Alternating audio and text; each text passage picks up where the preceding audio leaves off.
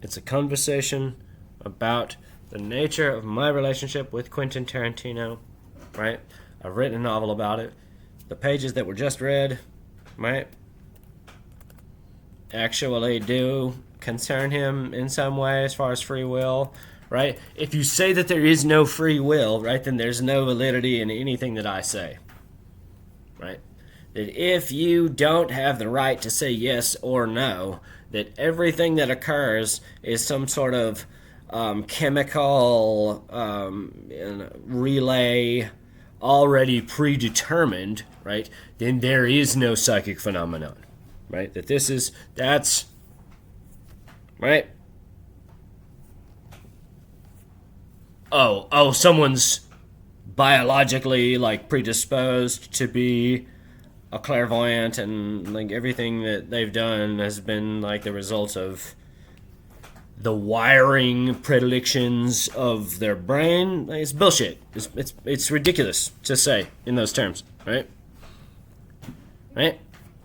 That you're always as wise or as ignorant as you allow yourself to be, right? And so once you reach a certain level, right, you begin to understand. Oh, okay, that this thing, like I can pick up, right? I can pick up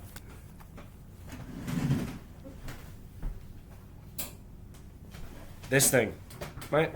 I can put that in my hand and derive, right, raw divinity out of it, right?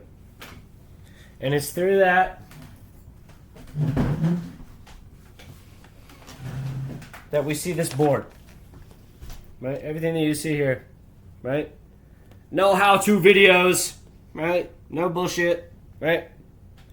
All my mind, right? Expressing its knowing. Okay.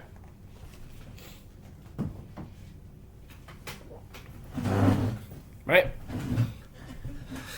That when you understand that, that I can manifest this, right? That I can spin it right there, right? In front of the camera.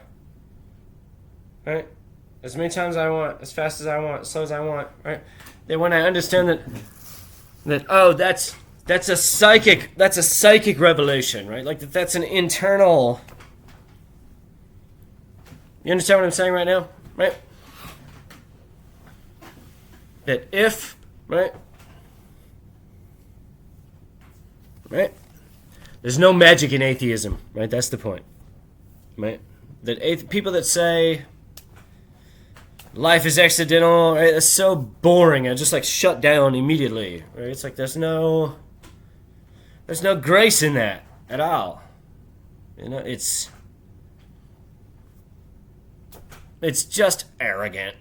It's just arrogant at the end of the day to think, oh, nothing is special. Only man is special, right? That there's nothing divine unfolding in life, right?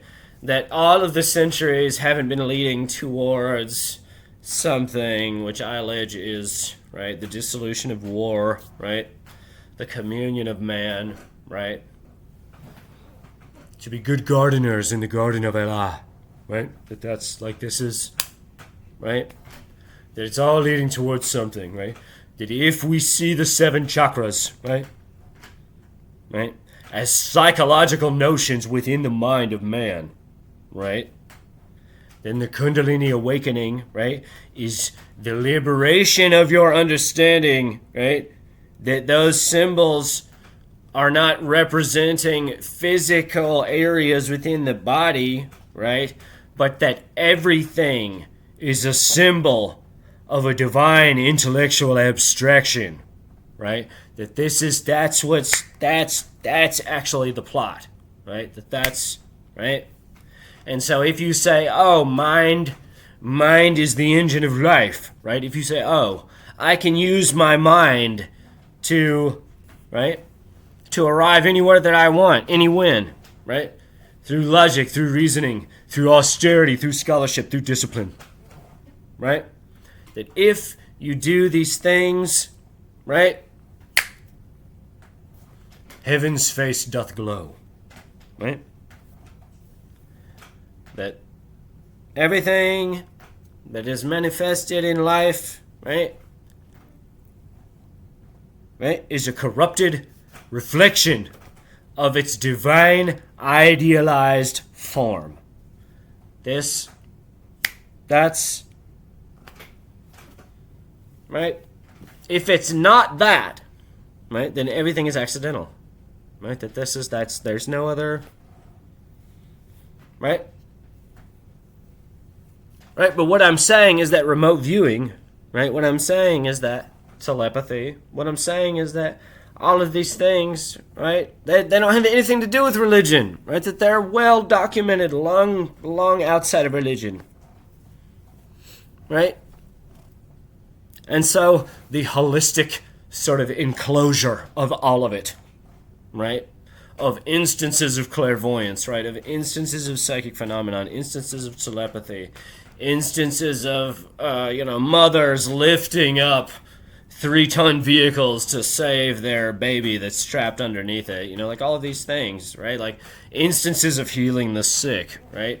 Instances of, right? All of these things, right? Mysterious voodoo disappearances, right? That they all hearken to the same intellectual notion, right? That embedded within all of space is this same conscious field that has collapsed, right, and expresses itself as your individual consciousness, right? That there's no separation, right? That there's no me and you. It's always us, right? It's always it, right? Which is consciousness. It's not I, right? It's us, right? That it's this, right? It's not I, it's this, right? Which is reality, right? And so when you meditate, right, on things, right, for me, it's these things, right? It's these divine, right? I spin it, I meditate on it, right? It conjures into my mind as a divine sigil, right? That when you meditate on these things, right, when I spend an hour and a half moving my eyeballs across this board, right, that it embeds within you, right, the ultimate level of understanding, right, the ultimate expression of relaying God's knowing back upon itself, right? And so if we say that manifested reality has to have some sort of geometric underpinning, it has to have some sort of structural, intellectual origin, right, around which the corrupted shadow which we measure as physical reality evolves by, right, then through understanding what you are as an individual, right, you can connect yourself to, tap into, transmute, and mutate any part of this field anywhere in space, right? That this is the game, right? There's nothing else that's ever been occurring between any magician, any sorcerer, any soothsayer, right? The book of Daniel, right? Nebuchadnezzar's dream, right? So powerful, so powerful. The king awakes in great choler, great distemper, and he says, bring everybody to me. I need to see everyone. I need to see all my soothsayers, all my magicians, right?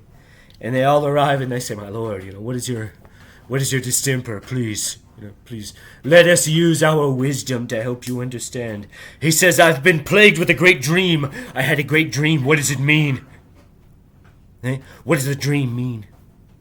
And all the soothsayers, they say, oh, yes, no, we understand your feeling. We know exactly what you're talking about. You tell us the dream, and we'll tell you what it means, no problem. And he says, no. That's not what I pay you for. Right? You tell me the dream and what it means, or I kill every one of you. Off with your heads. Right? We all understand our relationships perfectly well. I'm the king. You tell me the dream and what it means. And they say, my lord, how can we just tell us the dream? Just tell us what the dream is, and we'll explain it to you. And he says, to the dungeon with all of you. And eventually the king's guard, the captain of the king's guard, he comes to Daniel. And Daniel says, what is this great? What is... He says, Daniel, we don't know. It's, you need to... We need you. The king's had a dream. No one can tell him anything about it.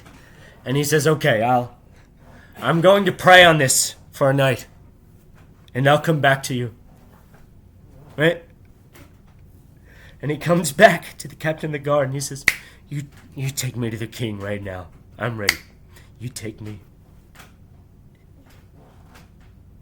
And Nebuchadnezzar says, okay. Okay, Daniel. Everyone's in jail. No, not to stay the grinding of the axe.